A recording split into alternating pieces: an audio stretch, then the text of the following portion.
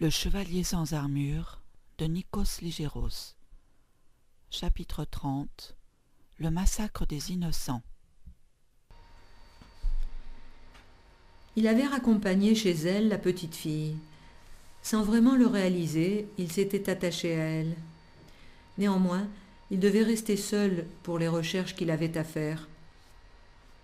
Il connaissait bien l'église de la Sainte-Croix, et il aurait dû prévoir que ce serait le lieu de la rencontre avec le chevalier sans armure. Il voulait examiner à nouveau les fresques de l'intérieur. Il était certain d'y trouver un signe. Il reprit son immense livre consacré à l'iconographie arménienne et il feuilleta rapidement les planches. Il retrouva aisément celle sur Adam au paradis, Adam nommant les choses. Cependant, c'était autre chose qu'il cherchait. Puis il atteignit le but qu'il s'était fixé. En voyant cette fresque, il saisit lui aussi le message du codex Humanitas et Tempus.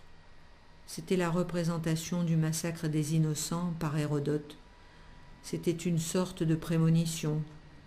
Le maître du temps devait savoir quelque chose.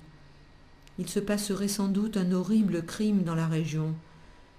Il osa penser à un crime contre l'humanité et il fut pris d'effroi. Comment cela aurait-il été possible à son époque ? Ils étaient au début du XXe siècle et cela était tout simplement impensable.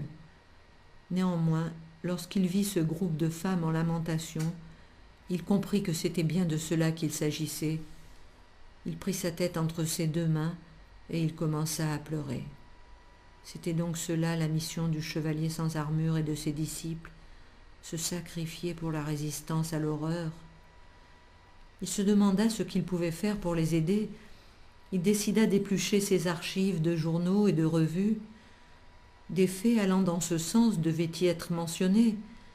Oui, c'était cela qu'il devait faire pour les aider, recouper les informations du passé pour écrire les articles du futur.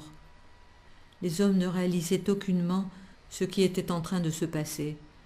Il se leva brusquement pour se plonger dans ses archives après avoir fait un signe de croix devant ces femmes en pleurs. Il consacrerait toute son érudition à cette cause, et il comprit à cet instant sa mission de prophète.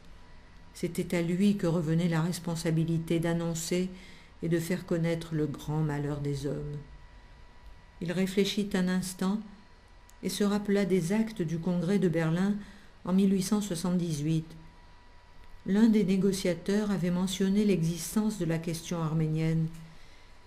Il avait aussi lu cela dans le rapport secret d'Alexandre Karatéodori qui avait été adressé au sultan. Peu à peu, des bribes d'informations revenaient à son esprit. Les événements étaient là, mais personne n'y avait vraiment prêté attention, sauf le maître du temps, qui avait vu en elle les éléments annonciateurs de ce crime contre l'humanité. Il avait besoin de la petite fille. Elle savait tellement de choses sur la question. Il irait la retrouver le lendemain matin.